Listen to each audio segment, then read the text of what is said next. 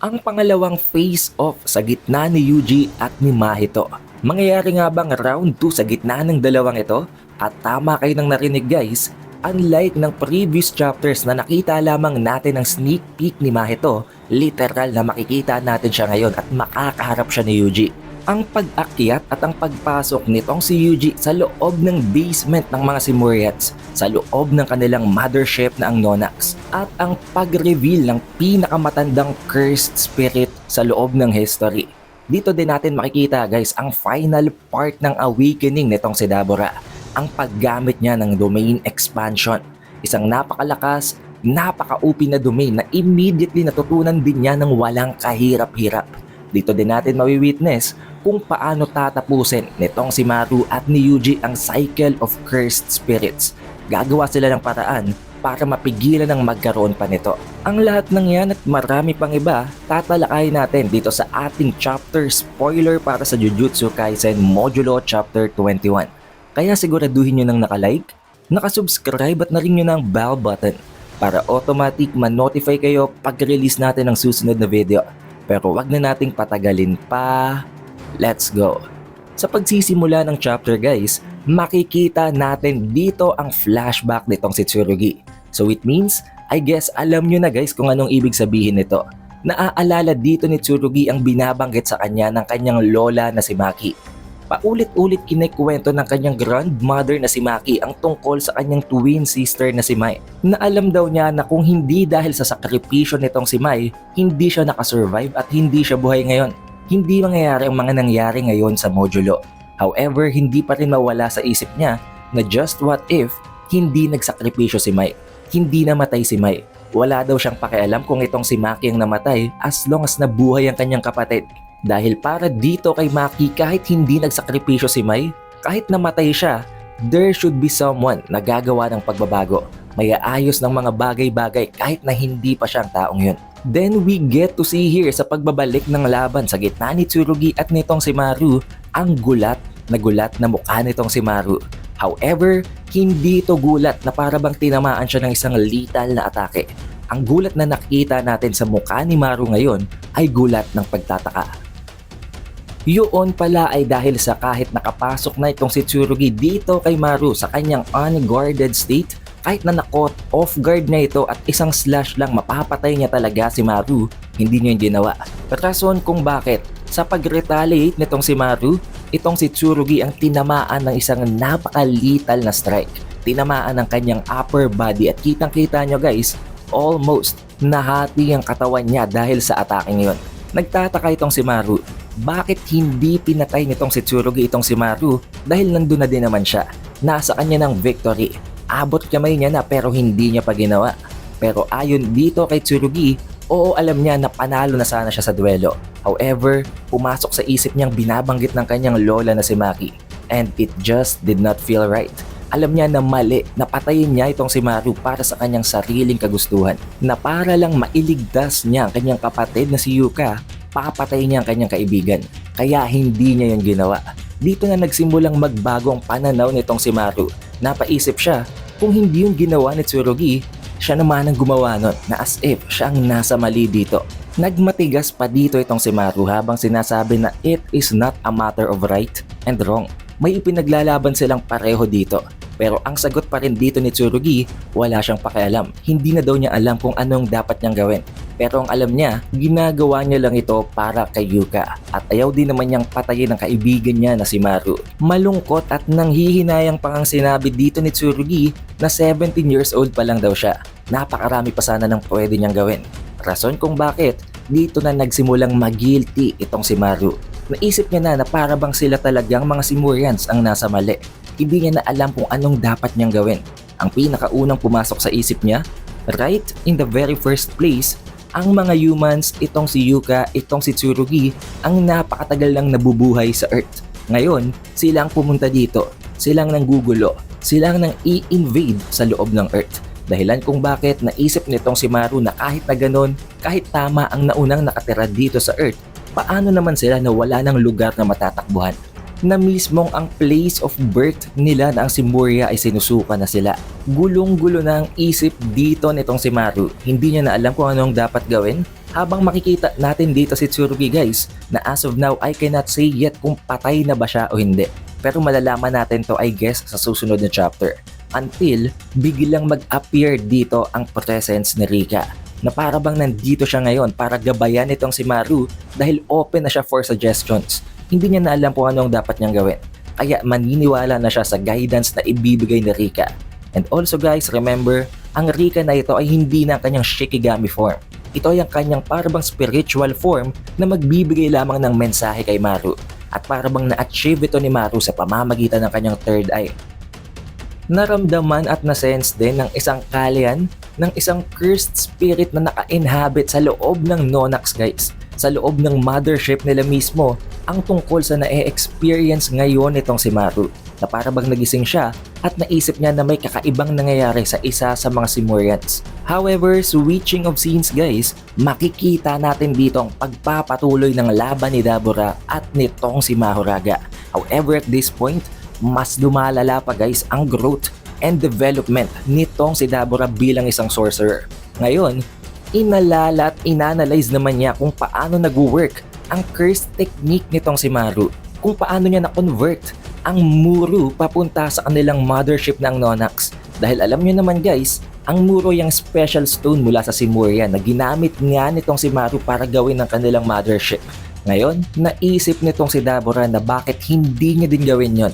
However, sa pamamagitan ng kanyang curse technique at ng kanyang cursed energy, makikita natin dito guys ang panibagong mas malalapang enlightenment nitong si Dabura. To the point na pwede talaga natin siyang ikumpara kay Sukuna at Gojo. Isa siyang literal na genius. Kung na-achieve niya ito sa pamamagitan lamang ng isang seryosong laban, sa pinakaunang seryosong laban niya, just imagine kung mas matagal pa niya itong magagawa at makakapag-prepare. Habang dahan-dahan na nag-face off ang dalawang ito, unti-unting nilalapitan ni Dabura si Mahoraga at si Mahoraga naman unti-unti ding lumalapit sa kanya. Napakatinding aura farming moment. Habang tinatanong nitong si Dabura si Mahoraga, may ganitong klase daw ba ng technique? Ganitong klase ng technology sa loob ng Earth? Na alam natin guys kung anong tinutukoy dito ni Dabura. Walang iba kung hindi ang domain expansion. Hindi pa man kumpletong nailalatag nitong si Dabura ang kanyang barrier technique, napapansin niya na may kakaiba na naman dito kay Mahoraga. Nag-a-adapt pa rin ito. Pero ngayon, hindi niya alam kung anong ina-adapt na ni Mahoraga. Nag-a-adapt ba ito sa kanyang cursed energy mismo? Nag-a-adapt ba ito sa inilo-launch niya na atake o nag-a-adapt na ito sa existence itself? To the point na pwede nating i-imagine guys na in case na ma-achieve ni Mahoraga ang adaptation niya dito, literal na napaka-OP na ng bersyon na ito ni Mahoraga. Pero dito na nga ito tatapusin itong si Dabura. Literal, complete at 100% na na-master nitong si Dabura ang pag-land ng isang barrier technique. Ginamit niya ang kanyang domain expansion, reverse crossing. Ang complete name at ang complete chant na binanggit dito nitong si Dabura ay Another World on the Edge of Life and Death, reverse crossing. Yun ang kanyang barrier technique. At kitang-kita natin dito guys, kahit nag-a-adapt itong si Mahoraga, napilitan siyang i-cover ang kanyang muka. Siguro dahil may nararamdaman siyang kakaibang presence or kakaibang energy na nanggagaling sa domain expansion na ito or as a defensive mechanism in case na may i-launch na atake si Dabura. However, it was not specified here yet kung paano ito nagwo-work, kung anong damage nito at kung ano ang kanyang specific na sure hit attack. But proceeding to the next panels, makikita natin guys na itong si Yuji Itadori nasa loob na ng mothership ng mga Simurians. Nasa loob na siya ng Nonax at dito niya nakaharap ang isa sa mga cursed spirit or ang mga itinuturing na kalya ng mga Simurians. Ayon dito kay Maru, itong pinakamatanda, ang eldest na kalyan, ang eldest na cursed spirit na ini-inhabit ng mga Simurians sa loob ng Nonax. Meaning guys, among all the other cursed spirits, itong pinakamatanda. Siguro maging even dito kay Sukuna. Pero medyo may alam na pala itong si Yuji tungkol dito. Nagtataka itong si Maru bakit parang alam daw nitong si Yuji na isang cursed spirit ang nasa harapan niya. Na sinagot nitong si Yuji na nalaman niyang tungkol sa general informations tungkol dito mula kay Todo. Na nangangahulugan guys, and it serves as a confirmation na buhay pa rin ngayon ang kanyang best friendo ang kanyang brother na si Aoi Todo. Ayon dito guys, inexplain dito ni Yuji kung sino si Todo para hindi magtaka at hindi mag-doubt itong si Maru. Si Todo daw ay ang isang funny guy na kasama niya before na mayroong isang musical instrument instead ng kanyang kamay. Dahil nakita nyo naman guys kung nakasubaybay kayo sa ating Jujutsu Kaisen reviews, pinalitan na nga ni Todo ang kanyang kaliwang kamay gamit ang binding vow para magamit pa rin ang kanyang curse technique. Ngayon, ang tanong nitong si Yuji, bakit siya pinapunta nitong si Maru sa loob ng kanilang mothership? Bakit siya pinapasok sa loob ng Nonax? Na sinagot nitong si Maru dahil may plano siya. Balak niya na gumawa ng paraan para mabuhay in harmony ang humans at ang mga Simurians para magkaroon sila ng literal and tunay na coexistence. Na sinagot nitong si Yuji na hindi naman daw masama ang planong yun. Pero paano yun ipo-pull off nitong si Maru? Na sinagot niya na sa pamamagitan ng cursed energy ng lolo ni Yuka at ni Tsurugi, sa pamamagitan ng ring na iniwan nitong si Yuta sa magkapatid na ito at sa pamamagitan ng Nonax, ng Muru, ng mothership nila na alam naman natin guys na napaka-OP dahil kayang-kaya niyang i-mold ito sa kung anong gusto niyang gawin, magagawa daw niya yon. Mapupull off niya yon gamit ang kanyang curse technique. At isa pa, ang curse technique din nitong si Maru, ang dahilan kung bakit nakarating dito itong si Yuji. Ayon sa kanya, sa pamamagitan ng third eye niyang ito sa kanyang curse technique, nadidim niya kung sinong worthy na pwedeng magbago ng mga bagay-bagay. At isa doon itong si Yuji. Pero ang tanong, paano daw yun magagawa nitong si Maru ayon kay Yuji? Na sinagot ni Maru na mapapull off niya yon sa pamamagitan ng nag-iisa and only way possible. At yun na yung putulin ng cycle of curses. Sa pamamagitan ng gagawin nitong si Maru, hindi na ulit magkakaroon ng cursed spirits. Ito daw ay ang wish, ang unfulfilled na wish ng kanyang sariling kapatid na itong si Cross na I think guys at this point patay na talaga si Cross dahil never na siya ulit ipinakita. Ito din daw ang unfulfilled goal ng kung sino mang nag-alaga sa kanila before na alam naman nating lahat na walang iba kung hindi si Dura. Nang marinig ito ni Yuji, it was as if ito din ang iniintay niya. Alam natin guys na gusto din itong si Yuji na maputol na ito. Ibinigay at hinand over niya na din dito ang aklat na naglalaman ng napakaraming info, napakadaming detalye tungkol sa cursed energy optimization at tungkol sa soul. Ito ay ang aklat na pag-aaral dati ng special grade sorcerer na si Yuki Tsukumo. At kung aalalahanin nyo guys, ang cursed energy optimization na goal ni Yuki ay ang way para putulin niya ang cycle ng cursed spirit. Kabaliktaran man ito ng binabalak noon ni Geto, I think this is the best para isolve talaga ang problemang ito. It's just that hindi yun ma-pull off ni Yuki dahil wala naman siyang kakayahan na gawin yun. Since ito nga ay ang gusto mangyari ni Yuki, ibinigay na nitong si Yuji ang aklat tungkol sa kanyang mga studies dito kay Maru. At ang isa pa guys, kaya pinapunta nitong si Maru si Yuji dito sa Nonax para hingin ang permiso niya sa gagawin nilang optimization na ito. Gusto din niyang mag-serve itong si Yuji bilang representative ng Earth. Bilang pinakamalakas na sorcerer, siyang may karapatan na magdesisyon kung tama ba ang gagawin ni Maru. Hindi na nag-alinlangan pa at nag-agree na dito agad ditong si Yuji dahil alam naman natin na literal na win-win situation talaga ito para sa kanila.